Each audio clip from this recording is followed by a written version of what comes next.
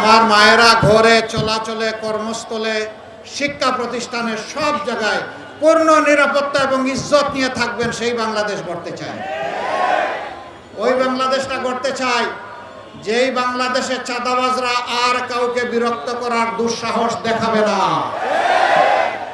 ওই বাংলাদেশটা গড়তে চাই জায়গায় জায়গায় যারা ওই স্ট্যান্ড এই স্ট্যান্ড দখল করার মতো দুঃসাহস দেখাবে না।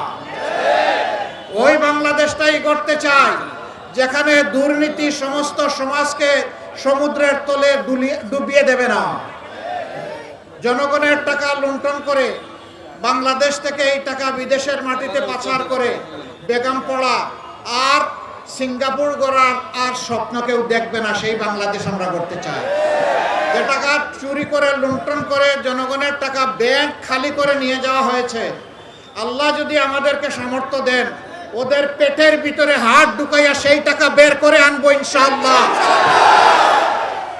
এটি জনগণের টাকা, এই জনগণের টাকা রাষ্ট্রীয় ট্রেজারিতে যোগ হবে এবং সেখানে এই টাকা দিয়ে জনগণের কল্যাণ এবং উন্নয়ন সাধন করা হবে ইনশাআল্লাহ। আর বেইনসাফি করা হবে না, বেইনসাফির কোনো সুযোগ দেওয়া হবে না। মন্ত্রী প্রধানমন্ত্রী প্রেসিডেন্ট হলে তার বাড়িতে উন্নয়ন হবে, তার গাড়ির উন্নয়ন হবে না, এদেশের মানুষ ইনসাফের ভিত্তিতে উন্নয়ন পাবে ইনশাআল্লাহ। একজন একটু আজানের জবাব দেবেন। সম্মানিত বন্ধুগণ, আমরা ওই বাংলাদেশটা চাচ্ছি যেই বাংলাদেশে গত 24 জুলাইয়ে বুক পেতে যুদ্ধ করা মা বোনেরা, আমাদের সন্তানেরা যেই বাংলাদেশটা কল্পনা করেছিল, স্বপ্ন দেখেছিল, ওই বাংলাদেশ করতে চায়। সেদিন কোনো যুব সমাজ, আমার ছেলেমেয়েরা মিছিল করে কারো কাছে গিয়ে বলে নাই আমাদেরকে বেকার ভাতা দাও, এটা বলে নাই। বলেছে আমরা আমাদের হাত দিয়ে কাজ করতে চাই, আমার কাজটা আমাকে করতে দাও, আমার কাজের অধিকার আমাকে দাও, আমার চাকরির অধিকার আমাকে দাও।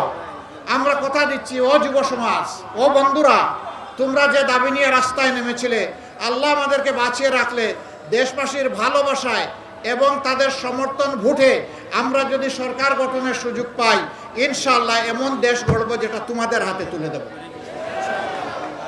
তোমরা তৈরি হও। সেদিন তোমরা বাংলাদেশ নামক উড়োজাহাজের ককপিটে বসে ক্যাপ্টেনের দায়িত্ব পালন করবা, আর সেই উড়োজাহাজে আমরা প্যাসেঞ্জার সিটে বসে থাকবো ইনশাআল্লাহ। পিছন থেকে তোমাদেরকে শক্তি যোগাবো। সেই বাংলাদেশ আমরা গড়তে চাচ্ছি।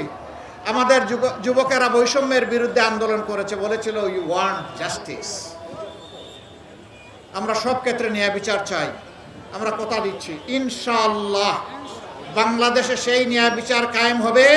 যে অপরাধ করলে আমার একজন সাধারণ বন্ধুর, শ্রমিকের, মজুরের যে অপরাধে বিচার হয়ে শাস্তি হবে, একই অপরাধ বাংলাদেশের প্রেসিডেন্ট, প্রধানমন্ত্রী, মন্ত্রী, এমপি কেউ করে কেউ ছাড় পাবেন না ইনশাআল্লাহ। একই বিচারের কোপ সবার উপরে পড়বে, সমানভাবে পড়বে।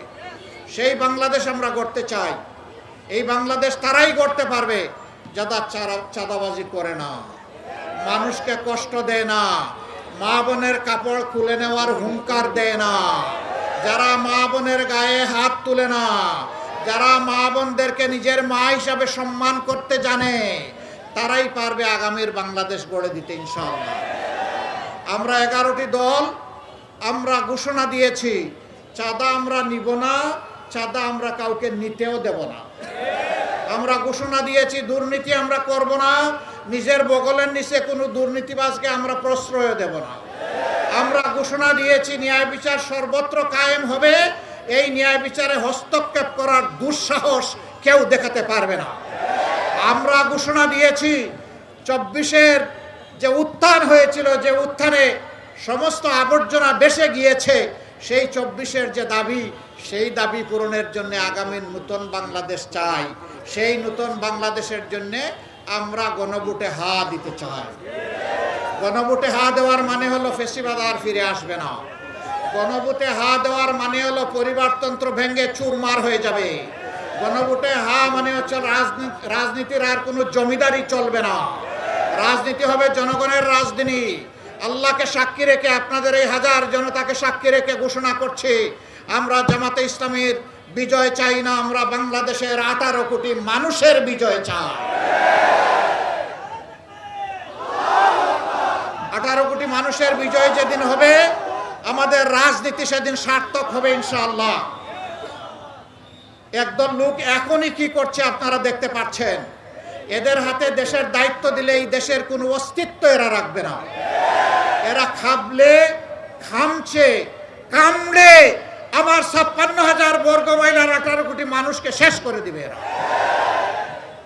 এদের হাতে দেশের দায়িত্ব দেওয়া যায় না, এটা নিরাপদ নয়। একদল লোক তারা ফ্যামিলি কার্ড দিবেন বলেছেন, আবার এক হাতে ফ্যামিলি কার্ড, আরেক হাতে আমার মায়ের গায়ে হাত। এই দুইটা আমরা দেখতে চাই না।